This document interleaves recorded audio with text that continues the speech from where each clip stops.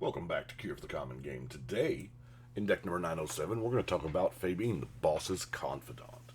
Now, for 3, a red, a green, a white, that's a bunch, 6 mana. We get a cat advisor that says, creature tokens you control have haste. Right off the bat, we want to be playing tokens, huh? Parlay. At the beginning of combat on your turn, each player reveals the top card of their library. For each land revealed this way, you get a 1/1 citizen. Then, creatures you control get +1/+1 for each non-land card revealed this way. Then, of course, everybody draws a card as per parlay. So, several different ways you can go with this. I did, it's red, green, white. I wanted to include as many cats as possible since, this is a cat advisor, but it didn't kind of work out that way. But it's just a whole bunch of tokens.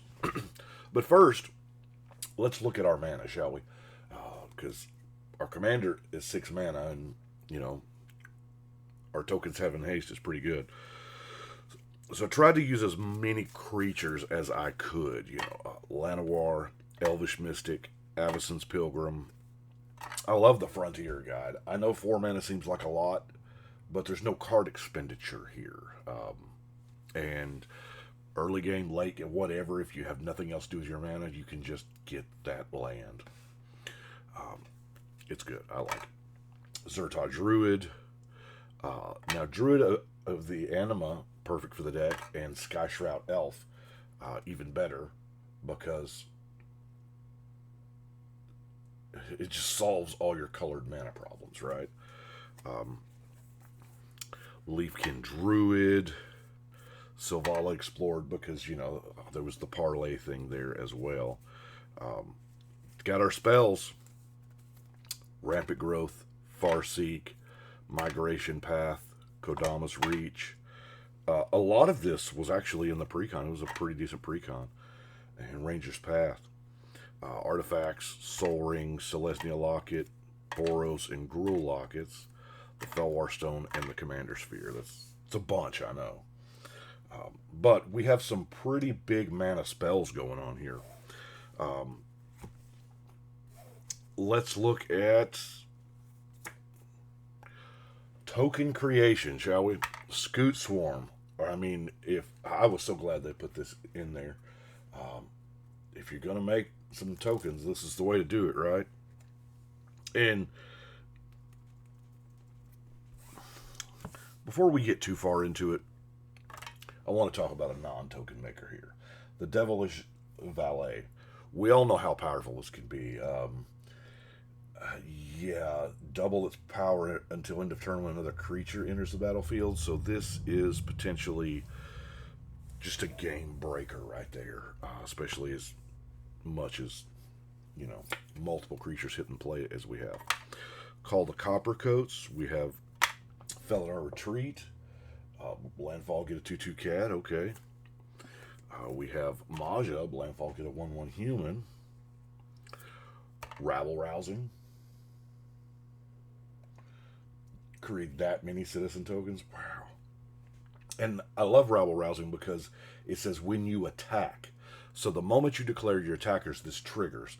So if you're attacking with your Devilish Valet amongst all your other creatures, that many citizens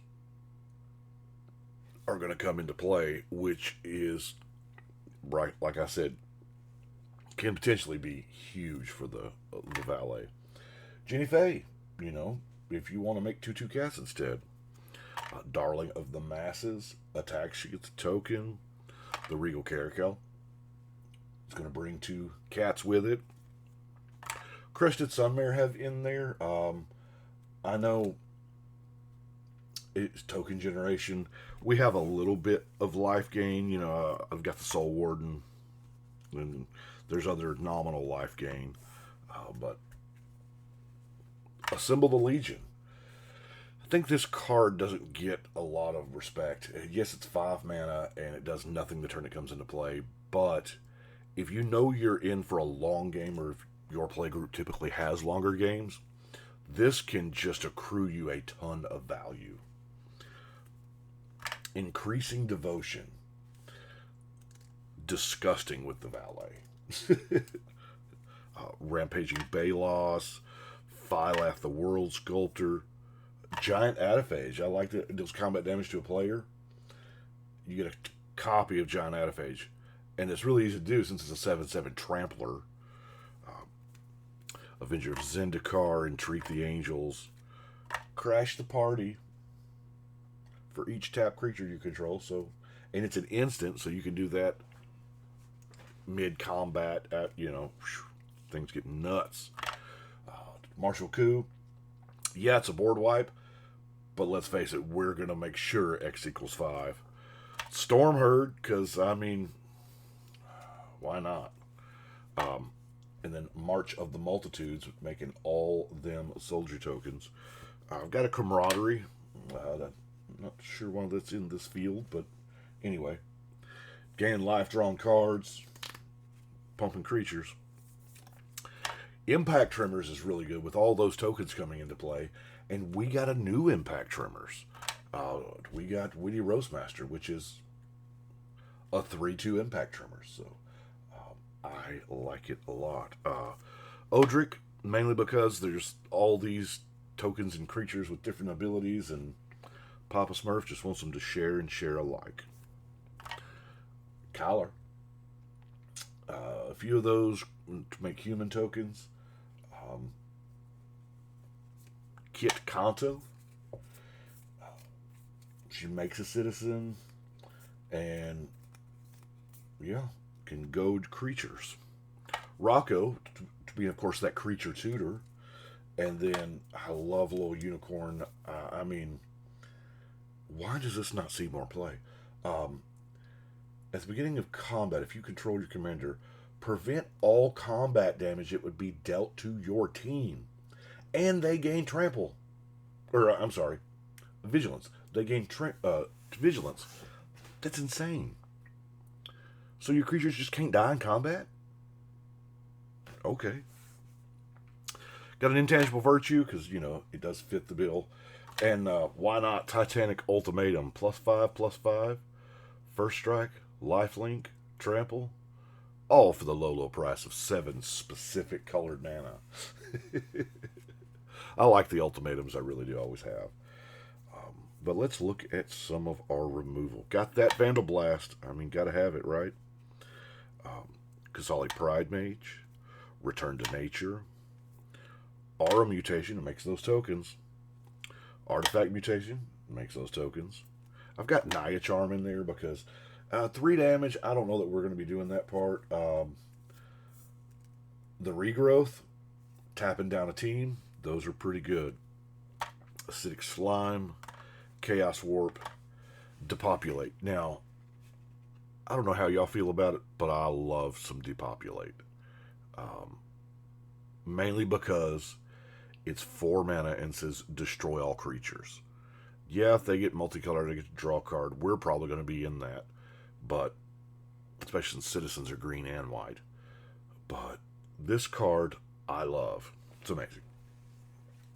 Anyway, let's look at our non-basic lands. Of course, we have our lair land, the Risk Grove, Jungle Shrine, Evolving and Terramorphic, the new safe house, the Cabaret Courtyard, and you gain the 1 life, so that may matter. The Command Tower, Naya Panorama, Exotic Orchard, Lorehold Campus, Temple of the Triumph, Rugged Prairie, Canopy Vista, Sungrass Prairie, Fortified Village, Kazandu Refuge, Rugged Highlands, and the Gruul Guildgate. So, that is it for Phabine. However we want to. Once again, pronunciation guides would be helpful, wizards. So we're going to go put this up on the wall. And I bet I have chairs in the way. Probably do. There we go. So 907 going to the wall.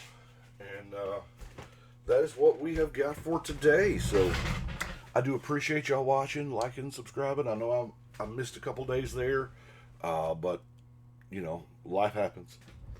So I appreciate it. Thank you so much. But right now, we're gonna go ahead and shuffle and cut.